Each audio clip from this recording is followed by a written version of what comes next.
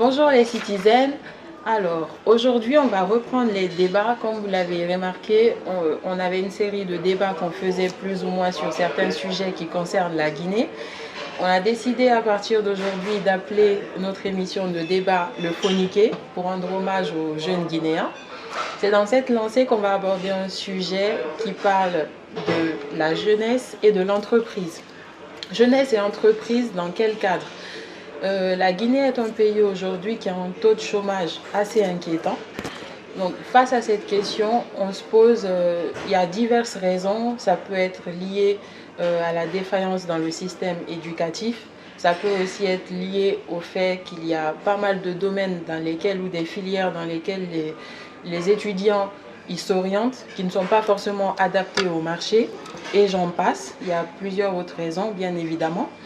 C'est dans cette optique qu'aujourd'hui, l'entrepreneuriat est devenu l'une des solutions clés pour notre pays. Mais face à cette nouvelle solution qui est l'entrepreneuriat, on a plus ou moins certaines difficultés, tout comme on a certaines facilités.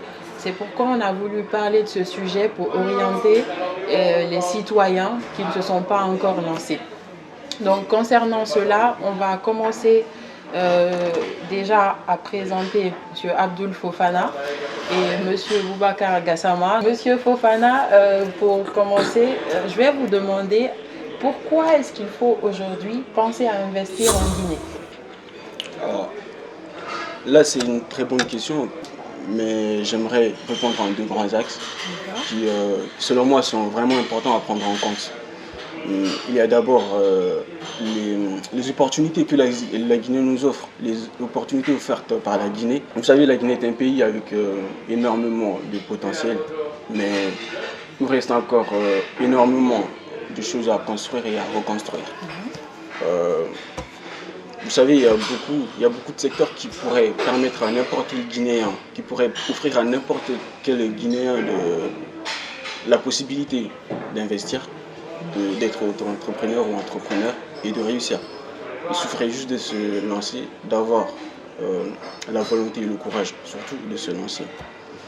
Je vais par exemple prendre le domaine agricole. Vous savez, la terre guinéenne, c'est une terre qui est très fertile, que ce soit en Haute-Guinée, en Basse-Guinée, en Moyenne-Guinée ou en Guinée forestière, qui sont pourtant des régions géographiquement différentes, avec des climats différents. Pareil pour le secteur d'aquaculture, avec nos fleuves, nos lacs, nos rivières et l'océan Atlantique. Il y a beaucoup d'autres secteurs comme ça, qui chacun ont leurs caractéristiques positives différentes et leurs opportunités. Le deuxième axe, c'est simplement, la contribution au développement de la Guinée. L'investissement et la création des entreprises est certes bénéfique pour l'investisseur ou l'entrepreneur, mais ça pourrait aussi être bénéfique pour la Guinée, dans le sens où ça pourrait être une véritable alternative pour lutter, notamment contre le chômage, comme tu le disais tout à l'heure, le chômage massif qui règne en Guinée. Ouais. Donc par rapport à ça, pour renchérir, on peut dire aussi que dans le secteur minier, selon des statistiques récentes de l'APIP, on a 41 milliards de francs guinéens qui ont été investis rien que dans le secteur minier. Et il y a plusieurs autres atouts. Aujourd'hui, faire son entreprise, démarrer son projet d'entrepreneuriat est devenu quelque chose de, disons, plus ou moins facile car on a des dispositifs qui nous accompagnent. Nous avons des structures, par exemple, comme l'APIP. Je vous invite d'ailleurs à aller sur le site de l'APIP. Vous aurez toutes les formes d'entreprises qui s'offrent à vous, telles que l'entreprise individuelle qui peut être créée avec une seule personne et avec un capital minimum. Il n'y a aucun capital minimum, donc disons zéro. Donc aujourd'hui, vous vous levez, vous n'avez rien, vous êtes guinéen, vous pouvez effectivement avoir votre entreprise. Nous avons la société anonyme à responsabilité limitée, le groupe d'intérêt économique. Vous avez chaque dispositif avec toutes les conditions. Vous avez tout sur le site de l'APIP. Allez sur apip.gov.gn. Donc pour venir vers Monsieur Gassama. Nous, on vous parle de ce sujet comme quelque chose de facile, mais on ne reste pas sans savoir qu'il y a aujourd'hui non seulement des solutions en ce qui concerne le financement, mais en même temps, nous avons aussi des difficultés qui peuvent se présenter à nous. Donc, Monsieur Gassama, je vous laisse entamer cette question. En gros, pour revenir un peu à ce que tu disais, je vais juste rebondir sur ce qu'a dit Monsieur Patrice Lumumba avec sa belle coiffure. C'est qu'en Guinée, en fait, il y a des opportunités qui se présentent à nous. On a un terrain vierge, on peut dire comme ça. Il y a tous les domaines, dans tous les domaines en Guinée, dans n'importe quel secteur. On peut se lancer dans n'importe quel secteur d'activité en Guinée. La restauration, la communication, la culture, les mines, ou je sais pas quoi. Les réseaux, tout ça. Mais il faut, en fait, je pense que le problème, ce n'est pas les opportunités. Les opportunités sont là, mais il faut que les jeunes Guinéens se rendent compte que ces opportunités existent et qu'ils saisissent ces opportunités. Et qu'est-ce qu'il faut? On a beaucoup de problèmes pour ça. D'abord, les jeunes Guinéens manquent d'informations. On n'a pas accès à l'information en Guinée. Là, par exemple, tu nous as parlé de la pipe. On va faire une enquête en Guinée pour voir sur 20 jeunes, peut-être qu'il y a 2 qui connaissent c'est quoi la pipe. En fait, la pipe, c'est l'agence de promotion des investissements privés en Guinée. C'est un organisme, une structure qui est là pour accompagner les jeunes qui sont porteurs d'idées de projet. Tu veux créer une petite structure, tu ne sais pas quoi faire, tu vas voir la pipe, il t'accompagne en fait.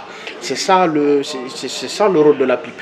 Certes, je ne sais pas comment ils font pour donner les informations, mais ça c'est un problème, c'est un véritable problème qu'on a en Guinée. On a des collègues, moi j'ai des collègues en Guinée qui ont fini la licence, avec qui j'ai grandi depuis la maternelle. Mais aujourd'hui, je discute avec eux sur Facebook, je leur demande, vas-y lance-toi dans un petit truc. Ils me disent, ah mec, il n'y a rien à faire. On n'a pas de financement. Pourtant, la pipe est là. C'est parce qu'il n'y a pas d'information. Au-delà des compétences que certains ont à l'école, en plus, on n'est pas obligé d'être expert ou d'avoir un bac plus 5 pour se lancer dans l'entrepreneuriat. On a vu des gars dans certains pays qui n'ont aucune connaissance, qui n'ont pas fait un jour à l'école, qui se sont lancés dans l'entrepreneuriat. Je vais juste prendre un exemple sur le monsieur au Maroc qui a créé l'entreprise qu'on appelle Koutoubia. En fait, ils font des poulets surgelés. D'après mon professeur d'économie au Maroc, le mec, il n'a jamais fréquenté les bancs. En gros, comme on dit en Guinée, il n'a pas fait un jour à l'école. Mais il s'est lancé dans une structure comme ça. Et ça a marché. Et ça a marché.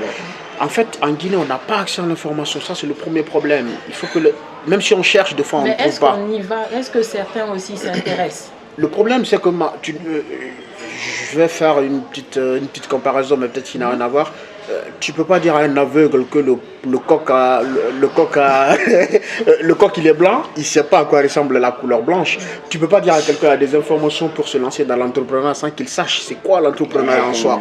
En Guinée, les gars ils savent pas. On nous forme pour aller se poser dans le bureau, attendre la paix à la fin du mois. C'est ça concrètement. Et les formations ne sont pas adaptées aux réalités du terrain. Ça, c'est un autre problème aussi. Il y a un manque d'orientation. On ne peut pas aller chercher une information si on ne sait pas ce qu'on cherche. Il faut d'abord qu'on apprenne aux jeunes Guinéens c'est quoi l'entrepreneuriat en soi et comment ils peuvent se lancer. En Guinée, on voit des jeunes dans tous les quartiers. Il y a au moins 5 à 6 coins où les gars font des petits cafés. Ils sont là autour d'Ataya. Certains le jugent mal, que ouais, c'est de la fainéantise. Mais moi, j'aime bien ça parce que de là peut naître beaucoup d'idées de création de projets. Les jeunes sont là, beaucoup viennent autour des Ataya, c'est à cause de la convivialité, parce qu'ils sont là, ils échangent avec des collègues, tout ça. C'est une sorte d'arbre à palabre moderne. Exactement, l'arbre à palabre moderne. Au Maroc, en fait, le meilleur coin où les gars vont se récréer tranquillement, c'est dans les cafés. Oui. Ils n'ont pas commencé par les cafés. C'est sûr qu'ils avaient aussi des arbres à palabre avant, voilà, où ils venaient s'asseoir, papoter. Ou que peut-être même dans les villages, ça existe. Exactement. Encore. Maintenant, c'est dans les cafés. Ça se trouve, il y a un monsieur qui a une idée géniale. Il s'est dit, bon, au lieu de rester à la claire de lune, vas-y, on met un petit truc et puis on se pose là. Pourquoi ne pas se lancer dans ça? Mais le jeune Guinéen ne sait pas que les idées de projet, de création de projet viennent de notre entourage. Tu vois un truc qui ne va pas dans ton entourage, tu te dis, ok, vas-y, je fais ceci, ça peut améliorer ça et ça peut me permettre de faire ceci, de faire cela. C'est ça en fait. Ça, c'est en gros, pour résumer, parce que j'aime trop parler, le premier problème, c'est en Guinée, on n'a pas accès à l'information. Les gars ne savent pas ce qu'ils cherchent et comment ils vont le chercher. Le deuxième problème, c'est qu'on a un environnement qui n'est pas assez propice, l'environnement familial surtout. Tu fais un cours de droit, Tu vas aller ouvrir un café, ta famille te dit non, tu n'as pas, c'est pas ce que tu as étudié à l'école. Tu as étudié le droit, il faut bosser dans ce domaine. Il faut qu'on sorte aussi de ce cadre-là. Je pense qu'il y a ces deux problèmes. Au-delà des difficultés rencontrées au Grand Niveau, quand on parle des dispositifs qui ne sont pas encore mis en place par l'État pour faciliter les choses, ça c'est autre chose, parce que j'oublie un peu l'aspect politique, mais il faut que le Guinéen ait accès à l'information. Il faut qu'on montre au Guinéen c'est quoi l'entrepreneuriat. D'accord. Donc pour le financement, bah, juste en parenthèse, je vais parler aussi des incubateurs qui existent en